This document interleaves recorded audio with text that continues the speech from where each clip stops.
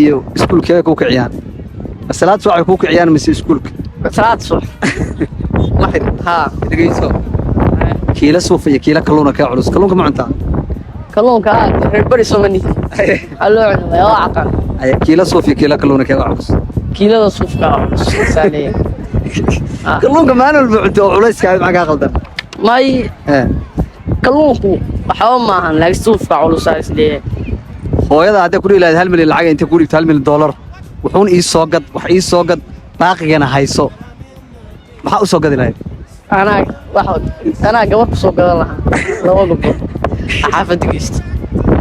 هاي فيري قبل يوم عماد قارن استشفيري ما هي داي هذه سبيد كان معي داي مع ماذا محا سوق الله وحكي هذا وحي سوق باقي أنا هاي سالك مدين محا سوق قبل بسوق الله هذا مية خليفة قبل الله بسوق الله